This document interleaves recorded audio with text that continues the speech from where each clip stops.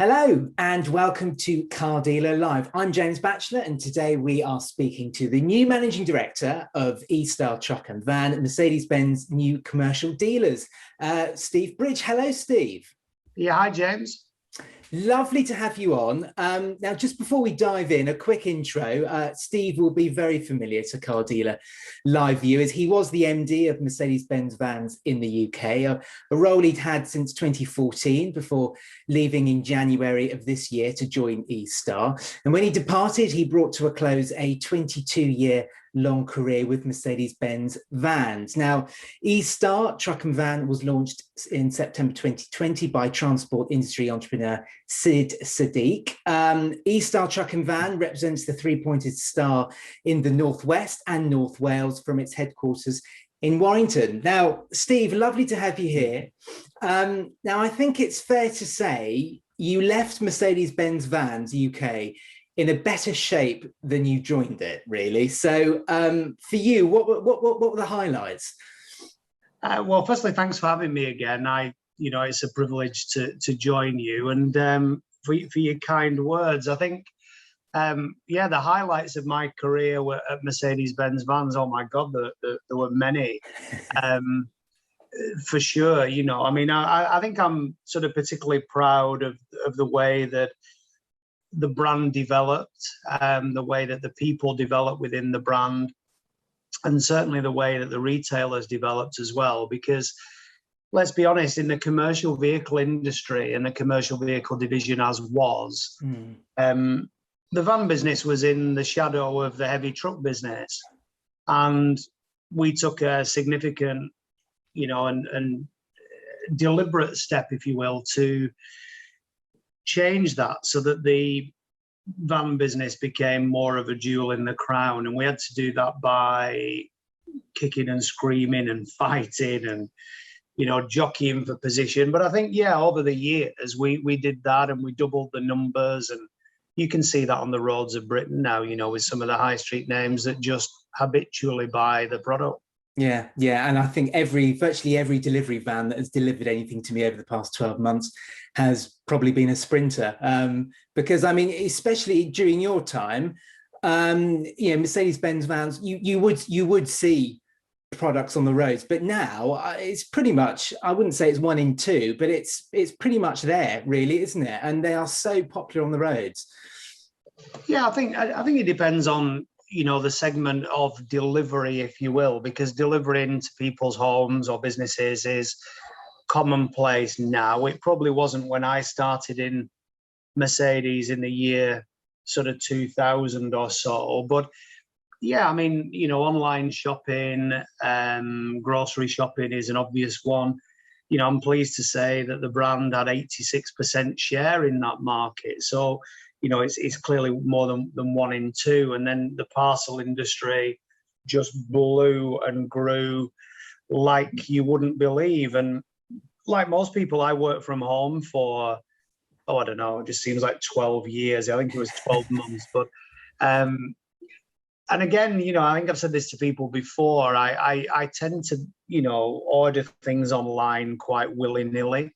And consequently, things get delivered to my house. And when you're at home, you see how hard these guys work and ladies work. And, I was lucky. One of the highlights in my old job was actually to spend a day with a driver from a supermarket chain, a driver from a parcel company, two parcel companies, actually. And, everybody thinks that's an easy job, but let me tell you, it's not. Doing 150 drops a day, 60, 70 collections a day, 7 days a week for a lot of the operations now is hard going. So, of course, what that did was it meant that when I came into this side of the table, because that's how I would like to consider it, it enabled me to think a bit differently about how consumers and operators really work. Yeah. So yeah, great times, and hopefully we have left it in a better place than when we found it. Yeah, I think that's definitely fair to say. Now, you've joined Sid Sadiq now. He's a man you've known a long time. I mean, what attracted you to eStar? What attracted you to the business? If you could ask me that in January, I would have given you a different answer to what you know. I think, to sum it up, I'd done a long period of time at the manufacturer, as we've already said. I'd already, prior to that, worked in the arena of heavy truck rental and contract hire. And I'd started my career at a dealer, albeit a Fiat truck dealer, actually, back in the day, in the sort of 1980s, the early 1980s. And I enjoyed my time at the dealer.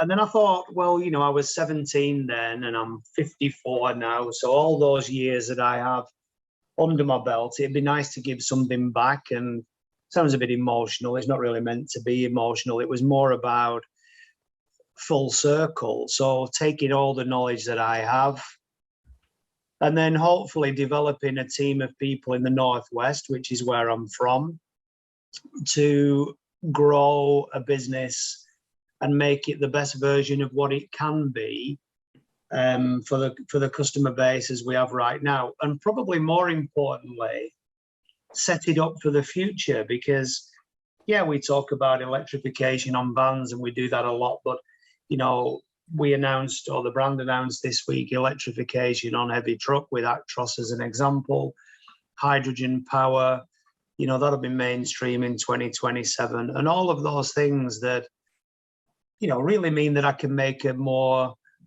of a difference at the pointed end, at the coal face, if you will.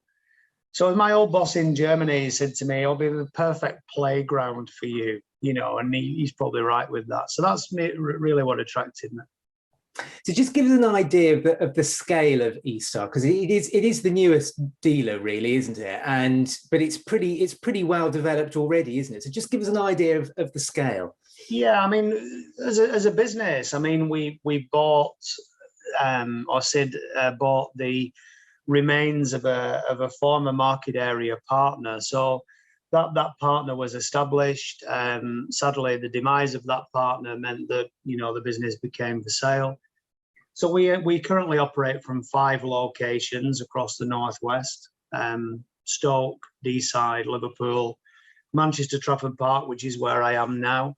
And apologies for the drilling in the background. We're doing some work on the site to make it better for customers already. And then, of course, the head office in Warrington. And our proposals are to grow that in terms of a couple more sites as well. A new site in Knowsley. We'll take the lease of that this afternoon, actually. So you'll be the first to know that. Brilliant, congrats. And that will create, and my invite to you is open. You can come and have a look at that site at any point, because it will be a distinct separation between truck and van. And I think the complexity of what we do here is important for people to understand, because yes, we are a dealer group, and yes, we are established in the northwest of England and North Wales, but we do vans and we do trucks and we do buses. And all of those clients have different demands and needs. They have the same demand and need insofar as they want, you know, a vehicle that's as competitively priced and delivers as much uptime as is possible. But dealing with Northwest Ambulance Service, for example, or Marshall's concrete products is, you know, they're poles apart. And therefore we have to consider as a business how we structure that moving forward. We currently employ 340 staff. We have a turnover of 100+ million. And in terms of real numbers of labour hours that we sell a year, which is quite a good measure, currently we sell over 220,000 hours of labour. And of course, what that means is that every time a vehicle comes in, we have to jump on it to make it, you know, as quickly as possible repaired, because vans are not an emotional purchase to most people, and trucks are certainly not an emotional purchase. So yeah, big multi-site business that's quite diverse, different cultures. Manchester and Liverpool, obvious one. If you watch the football on a Sunday afternoon, if Liverpool are playing United, it's quite hostile. So you can imagine that, melting all of those cultures into one, let's say, eStar team culture is work in progress. And, I'm fortunate that I have some good people around me, Caroline Burnell being one of them, that'll help me do that. Mm. Now, I know eStar is very committed to educating customers, particularly around electric vans and trucks. I mean, just give us an idea of what you guys do. Well, it's a really, really deep topic. And clearly the obvious one is to make people aware of the product itself. Yeah, that's reasonably obvious. But the drama is more behind the scenes. This is about people understanding charging infrastructures, the difference between battery sizes and range and payload. And then perhaps equally as important, if people do have charging facilities on their sites, are they powerful enough to be able to charge the product in a short space of time? So, for example, if a vehicle has an 80 kilowatt hour battery and the charging facility on the site is 7 kilowatt hours, which is what most domestic fast chargers will be, then it's 11 hours to charge the battery. Of course, a lot of people don't understand that. They like the concept of zero emission. Why would they not? They like the concept of noise free, even though the latest legislation says we might have to do something about that. But then when it comes to taking that leap of faith, it's a much, much more consultative sell than a typical diesel product would be. And therefore, our behavior has to change, because typical dealer behavior, and it isn't just eStar, it's most retailers, are target led by the manufacturer. And of course, those targets are normally volume related. And therefore, the volume product at the moment and for years gone by has been diesel or internal combustion engine. And we almost have to say to ourselves, we need to pause a little bit here and consider really what is right for the client. Because again, what I won't allow anybody to do is to put a client into a vehicle that's not suitable for them. So if somebody wants to do Starship mileage and go to Glasgow every day from Manchester and back, then really an electric vehicle is not for them at the moment, because they'll be stopping every 5 minutes to charge it up. Whereas if somebody just wants to mow the grass at the town hall or something, then yeah, perfect. It would be and this is where we have to think differently. Are you seeing more fleets coming to you saying, we are interested in electric vans, or is there still a little bit of resistance towards embracing electric, and still the natural choice is to buy a large, or lease a large number of diesel vans? Well, it really does depend. I mean, some of the larger fleets that I mean, we talked about online shopping. I mean, the largest retailer of online have taken a leap of faith into electric product quite considerably. Another well-known parcel courier has also ordered a number of products. They're not Mercedes products, but they're electric products. So I think, the fleets are gradually moving into that arena, because, they will have clients that will be saying to them, look, we want you to take our job, but we want you to deliver in zero emission. Some of the cities now, of course, London's the obvious one, Manchester the latest one, Birmingham obviously as well, with their low emission zones are driving this. So by definition, it will happen. Some people are more open to it and more early adopters than others. And I think generally, when you look at vans as in panel vans, it's easier. But when you move into chassis cabs with different bodies on, be it refrigerated or otherwise, you then get into a bigger arena then of how do you power the fridge? Do you do that from the traction batteries? And if you do, what range, diminishing or diminishment is there? And so on and so on. So it's almost like a period of evolution, not revolution. And a period of learning for us the manufacturer as well, and also the client base. Now, I think you've hit the nail on the head there, because let's face it, some of the electric vans are on the market at the moment. They've got a range of like 70 or 80 miles. And even though a typical parcel delivery driver may be doing 150 drops a day, they tend to be doing those in a small area, don't they? So a range of 70 miles is probably absolutely fine, isn't it? It's the larger, heavier goods vehicles which is more of a concern. I mean, do you think it's going to take so long to get there that we're going to sort of jump over electric, and it is hydrogen for these big vehicles? No, I don't actually. I think there'll be different propulsion methods for different operations. So, as you said, if you're doing urban delivery and collection, yeah, perfect, nothing wrong with electric. If you can bolt a hydrogen fuel cell onto that at the same time, then that might even be more perfect.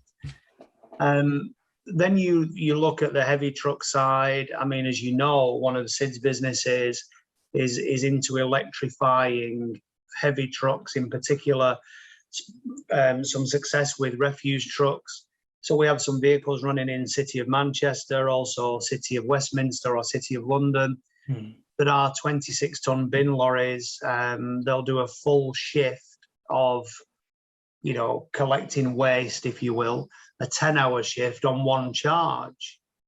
Now, again, going back to that thing I said right at the very beginning, those battery packs on those trucks are considerably larger than what's on, I don't know, an EQA or an EQC or an eStar. And therefore, if you tried to charge those up on a 7 kilowatt charger, you'd be there for all week. So and then you get into the hydrogen fuel cell aspect and hydrogen power. And there's a bit in the middle, obviously, on truck about biofuel and gas and, recycled vegetable oil, whatever, biofuels in general. So I think there is this shift in behavior of people being a lot more open now to consultative sales. And really, I have to teach the staff here, not me personally, but the business has to teach the staff here to be much more consultative and give the right answer. Because let's be honest, we're meant to be industry professionals and we're meant to know. Now, while the new car market last year was very much a roller coaster, really, it's probably a fair way of describing it, it was a bit of a different story in the commercial vehicle market, wasn't it?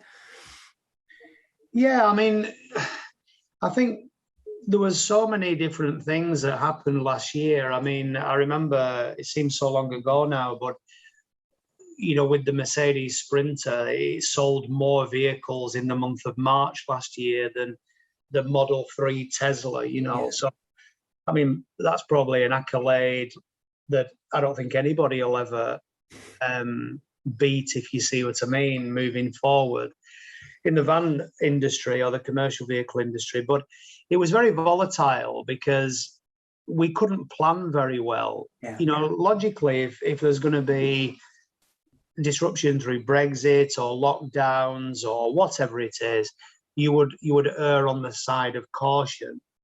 But strangely, what seemed to happen was that because most people were at home and they couldn't do their normal shopping, they just went berserk online. And the knock-on effect to the truck and the van businesses and the trailer businesses as well was quite considerable because, of course, those orders that you and I place from whoever have to be transported and delivered the last meter, last mile. So that I think, when you look at it in its entirety, it was quite a buoyant year. When you look at it in isolation on certain model types, there was ups and downs all over the show, James. And I think on the truck side of the business as well, it was certainly a better year than people would have expected. And as I speak to you right now, if I was to order a truck now on the factory, I wouldn't be seeing it built until March of next year. So that gives you an idea of the order intake. Sorry, Steve, just to interrupt. What's it like with the Sprinter? I mean, if I just order a standard wheelbase Sprinter, I mean, what would I be looking at? Again, it depends on the model. I mean, as you're probably aware, there's a world shortage of microprocessors, so certain models are affected more than others. But under normal circumstances, we would be pushed out now to probably 3 months from. So if we're in July, we'd probably be looking at September, October. But on certain models, we've been into 2022 now for build. Really? Okay. Which then has a positive, it depends on your outlook in life, a positive effect on the used vehicle market. That's exactly what I was going to say to you. I mean, are you struggling to actually get a hold of used van and used truck stock at the moment? Personally, no. As a business, we have a very good used vehicle business here. We have an excellent buyer on truck and on the van side as well. So we have to be cautious in how we proceed because, you know, tradition says that you use the cap guide or glasses or whatever things there are. But the reality is you might as well rip those up now, because if somebody wants something, they'll just pay for it. And therefore, for us to acquire stock, if we're buying free purchase, we have to pay more for it as well. And therefore, you know, this is difficult because some people may say, well, actually, last year I bought a vehicle and it was X thousand and now it's more. And they're actually right with that. But if I compare and contrast to raw materials for construction, so steel, for example, is 100% more than it was this time last year, double in price. Staggering. You know, there are certain things that you just can't get: concrete, plasterboard, whatever. So the microprocessor industry doesn't really affect plasterboard, I don't suppose, but HS2 probably does, when you consider all the quarries are moving all their stone products into HS2. So it's all good news in a way for the economy, but people are just used to the instantaneous. I want a van and I want it tomorrow. And at the moment, it's not like that. Yeah, and I mean, you make a good point there, because, you know, the difference with the used car market at the moment is that a lot of used car purchases are purchases where people are not going on holiday. They've got some leftover cash and they think, actually, I've always fancied a Mercedes SL, for example. I'll buy myself one, and yet they are willing to wait for the right car. Whereas with vans, obviously, or commercial vehicles, you need that product now. You don't think, right, I quite fancy a van, I'm prepared to wait for 6 months for it. It's a totally different market dynamic, isn't it? It is, but you also get like a double whammy with that, because you get the people who are savvy, who are planning their replacements for 2022 now, and the people who have not planned anything and now have to wait. So the impact on 2022 is greater than we would ever have thought, because we automatically get those rollovers, if you will, into 2022 anyway. The pressure it places on 2021 is difficult, because nobody would have planned in this calendar year for it's almost like the perfect storm, if you will, of no microprocessors or a shortage of those. So when you think about that, you know, a retailer depends on throughputs, and order intake is one thing, but it doesn't fill the Asda trolley of the salespeople. The salesperson wants paying quite reasonably. And normally what would happen is the salesperson would be paid once the vehicle is registered. And if all the order bank is growing and growing, it's almost like saying to the salesperson, well, don't eat this year, but you can have a banquet next year. It's not really going to work with Mrs. Salesperson or Mr. Salesperson's husband or wife, you know. So I think, you know, we've had to adapt to that. We've had to ensure that we pay people right and fairly and allow for our own staff in that internal service quality aspect, which if we don't get that right, the service level we give to the outside world will be terrible. And really sort of sums it up for me. What do I have to do? I have to get the internal side of this business correct, and that'll never be finished. That'll always be going on. But nevertheless, once I get and attract the right quality of staff, they'll deliver amazing service. I mean, in the car market, we've really seen, well, it's had to, the new car market's had to embrace digital in a way that it's never had to before. It doesn't take a brain scientist to work out that click and collect, obviously, that was the only way people could buy cars. What's the situation in your part of the market? Are still most deals and most transactions, are they still physical? I mean, how big is online in your world? Well, I'd like to sort of, I don't refer to it as online and offline. I refer to it as physical infrastructure and virtual infrastructure. So I'm sat here in Trafford Park. I can advertise physically, probably 40 vehicles for sale on my physical tarmac. But on my virtual tarmac, I can probably advertise 10,000 if I had them. But the skill to that is to have some consistency. So advertising vehicles online is no different to advertising houses online. And estate agents, have succeeded on the high street for years and years. But there's one thing for sure, you can't take the house to someone, can you? You can't sort of say, oh, I'm going to bring the house and let you have a look at it. They have to make an appointment to have a look at it. So we're in a luxurious position, really, where we can advertise online, a little bit like Rightmove do or Zoopla or whatever. But we can then take the vehicle to the client rather than saying to the client, you've got to come to us, or we can do both. But it's about the quality of the ad. It's about the quality of the imagery. And you have to invest in that. So if we say to the sales folk here, advertise everything online, they'd have it all done by 3:30 this afternoon, but it'd look terrible. I'd much sooner have a slower process that's more consistent and looks nicer. And we've seen the benefit of that because the number of walk-ins that we get physically into a showroom, I'm sat in one here in Trafford Park, is minimal.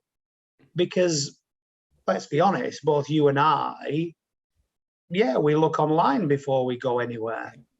So there's a stage now, like a pre-stage. You look online, and then if you're interested, you go and have a look.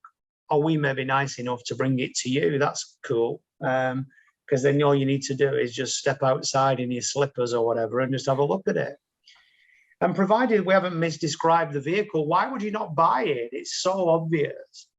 So unless you're some sort of weirdo that just orders stuff online for no reason, you're not going to do that, are you? So yeah, it's a great, exciting time. For new vehicles, it's harder because, the permutations on vans and chassis and trucks and chassis is endless. So, could I see the day where people order everything online? No, not really. Could I see the day where people interact with salespeople digitally? Yes. But then we would order that vehicle online at the factory because that's what we do. We do order online via the factory. But, to allow the consumer to understand all the option codes on vehicles nowadays, oh my God, that is fraught with danger. We'd have vehicles that are left-hand drive, vehicles with no steering wheel, you name it. Yeah, I mean, it is. It's an obvious point to make, but it is actually quite timely to say it because it's so different from, the vast majority of viewers watching this are grappling with customers going onto online configurators and ordering cars online because, let's face it, it's as long as you choose the color and the engine, it's far more straightforward. And it is interesting what you say, especially with the heavy goods vehicles. I mean, like you say, there's just a million permutations, isn't there? And it's interesting you say you can't really see that ever happening. And I sort of agree with you, really. I mean, the average car buyer won't be specifying his axle ratios, will he? No. Or how many gears in his gearbox, Whereas the truck operators do, because these are important. You think of a multi-wheeler, for example, an 8-wheeler. you get the axle ratio wrong, the vehicle will do 25 miles an hour in top gear. You know, it's not used for anything. Yeah. So when you think about how some of the successful online retailers in automotive work, they limit the choice. You know, the best example is Tesla, I guess. You know, if you want a Model X or whatever, you just pick that car, you pick the color, you pick your wheels and your battery pack, job done. Yeah. Once you start getting into more lavish product, you know, I doubt whether the the guy who's buying a Rolls-Royce Phantom, for example, would order it online. Why would he?